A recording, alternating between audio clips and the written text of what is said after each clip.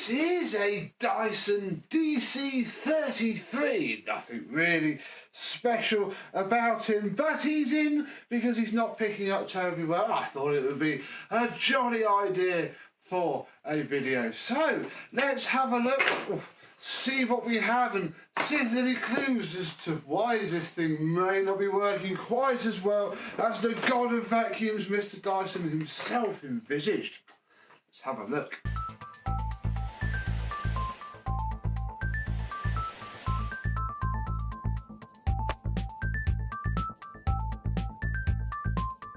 Yes, hello my vacuum cleaner chums, how are you today? I don't think we've got too much sinister wrong with this machine. Well, I say that actually pulling out the hose.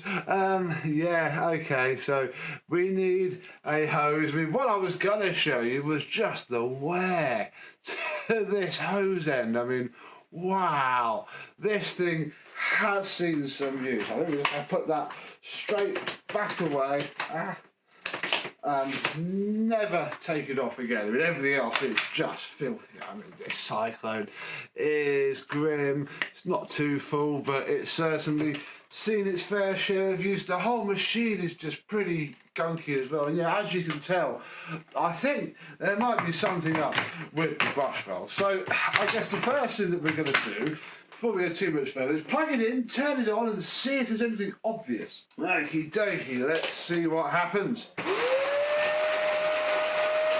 Well, we have suction. I mean, it's okay, especially considering the state of this. This is absolutely flipping disgusting. And I can't imagine in there that the post filter is much better either. But let's see what happens when we recline it. Nothing! Are you noticing that? Nothing is happening. Ready? Ooh.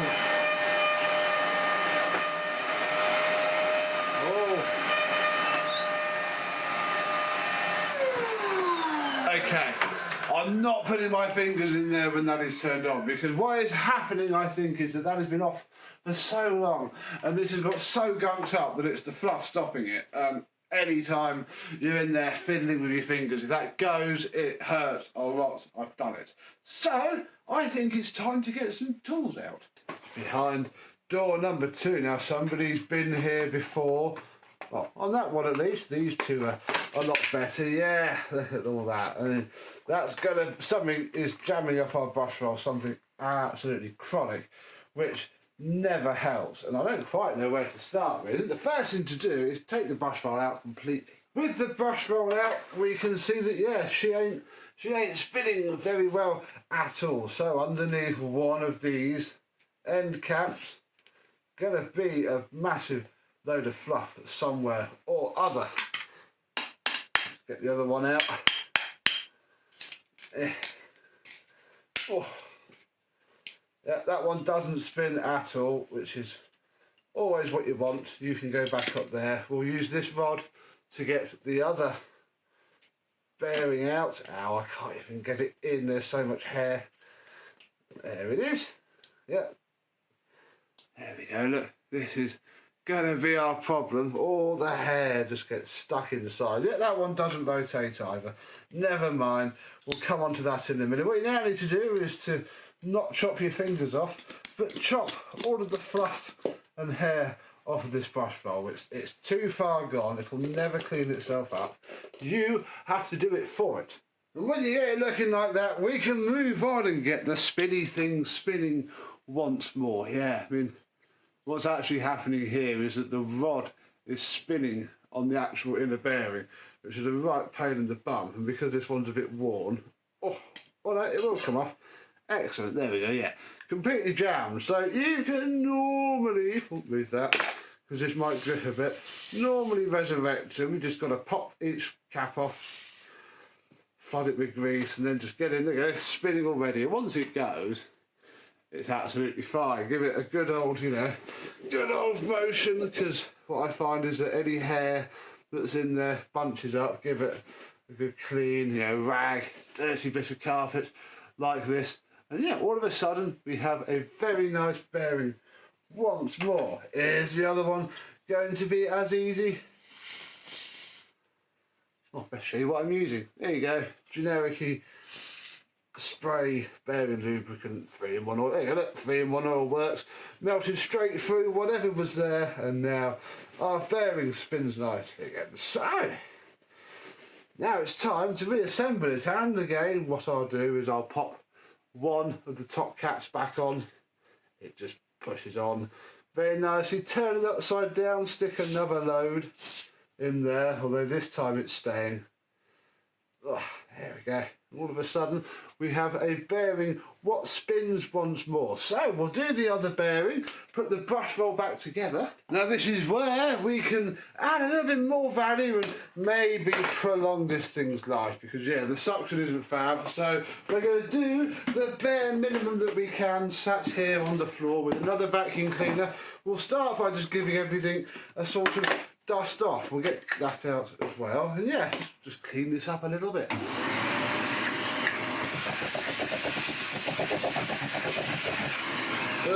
Dead.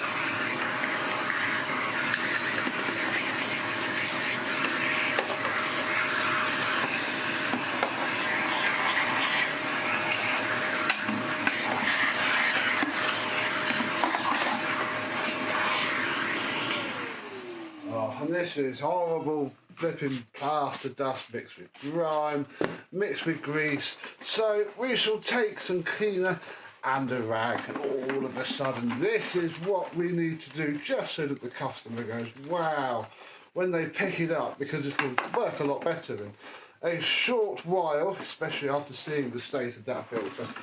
Yeah, nice little wipe down will do this thing the power of good, and then we'll move on to give you a little bit more airflow perhaps. I guess you'd best have a peek in here, because yeah, I spy plaster dust. And one thing that I can be pretty sure of is that there is dust inside of there, always is, full of it. And we're not going for the full strip down, it's too late to get the loud blower out the side, so we'll just vacuum off what we can. This is why I like the Victor V9 Hoden. Oh, wow. There's right in there.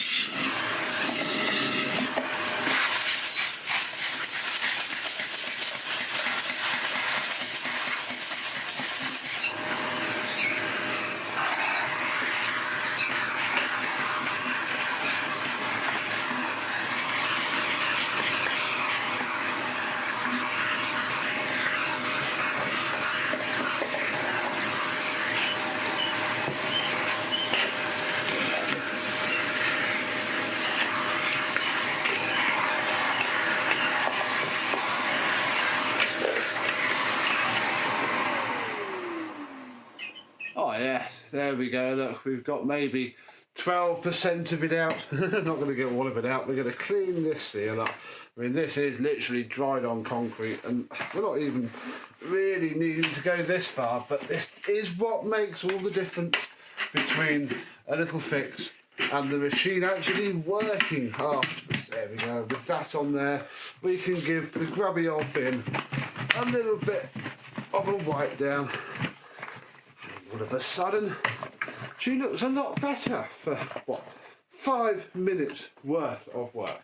How lovely. So, what we should do is reassemble it with a brand new, it's a post-motor pad, not the HEPA filter, but judging by the state of this machine, it hasn't really HEPA-ly filtered anything for quite some time. They cost terribly little money, literally 80 pence, and that's just dead. It's done its job very well. If I was doing perhaps a full refurb, I might stick the correct type filter on it, but it's clogged, it's dead. And for ease, because this is pretty grim as well, I think I'm just going to throw that away too. I've got several nicely washed up filters. This is what a filter like that could look like. Perhaps that one's too far gone, but might look like through the washing machine. All of a sudden, we now have a machine that should rip raw on the floor once more. Right, let's first see if the suction is any better. Oh,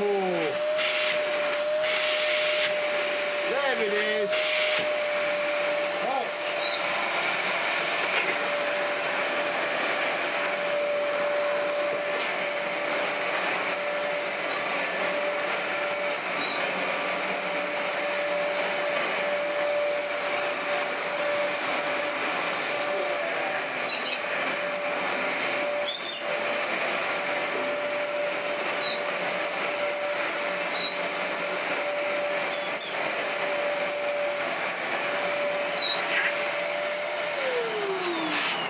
Yes, she's going once more. For the want of 20p set of used filters and a little bit of effort, we have ourselves, and the customer has, a lovely working DC33. Now obviously you could go the 27 steps further and strip it down, refurbish it, but this is just can I do anything with it? I'm going to suggest to the customer that they can either give me some money for just fixing this and doing all of this for it, or we can give some money plus whatever a better wand and a better hose cost. I don't know.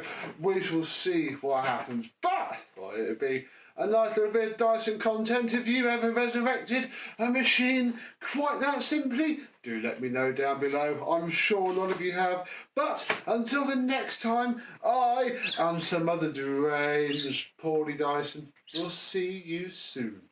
Bye bye.